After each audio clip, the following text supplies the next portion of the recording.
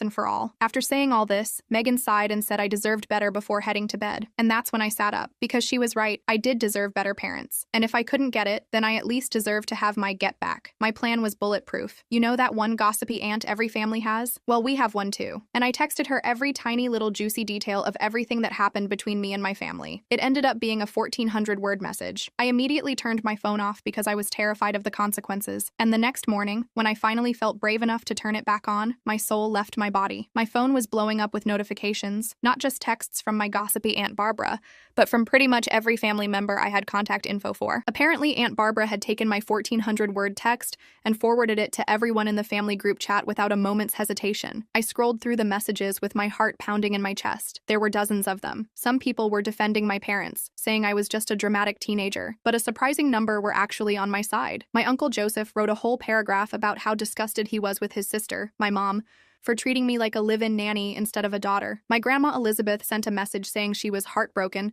and that she raised her children better than this. Megan came into the guest room where I was staying and sat down next to me on the bed. She had her phone in her hand too. Megan snorted. Are you kidding? Barbara lives for this kind of drama, but honestly, maybe it's good that everyone knows what's been going on. I wasn't so sure about that. On one hand, it felt good to finally have people believe me. On the other hand, I knew my parents were going to be furious, and I still had to figure out what I was going to do now. I had a job, but no place to live long term. I was still in high school, and despite everything, I missed my little siblings terribly. My phone rang. It was my dad calling. I looked at Megan, panic rising in my chest and my hands starting to shake slightly, but I knew I had to face them eventually. I took a deep breath and hit the accept button. I answered the call, bracing for the inevitable explosion. I wasn't disappointed. What the hell do you think you're doing? My dad's voice was so loud I had to pull the phone away from my ear. Megan could hear it too, and her eyes widened. I didn't even get a chance to respond before he continued his rant. He told me I was dead to him, that I'd humiliated them in front of the entire family, and that I could forget about ever coming home. The whole time I just sat there taking it, my eyes filling with tears again. When he finally ran out of steam, I managed to squeak out, I didn't mean for Aunt Barbara to tell everyone. It was a weak response, but it was all I could come up with. You stupid, ungrateful, he started again, but then I heard my mom in the background. She snatched the phone from him. Her voice was ice cold when she spoke. Julia, you've made your choice. Don't expect any support from us moving forward. Not for college, not for your phone bill, nothing. I felt my stomach drop. I hadn't even thought about all those practical things. My phone was still on their family plan. I had been counting on them at least helping with college. What about my stuff? I asked, my voice small. You took what you needed, my mom replied. Anything else we'll donate if you don't arrange to pick it up by the weekend. The call ended abruptly. I sat there staring at my phone, feeling completely overwhelmed. Megan put her arm around me and gave me a squeeze. Well, that sounded pleasant, she said, trying to lighten the mood. Don't worry about your stuff. We'll go get it tomorrow while they're at work. I nodded, still in shock. My parents had basically just disowned me over a part-time job at a coffee shop. What kind of parents did that? The next day, Megan called in sick to work.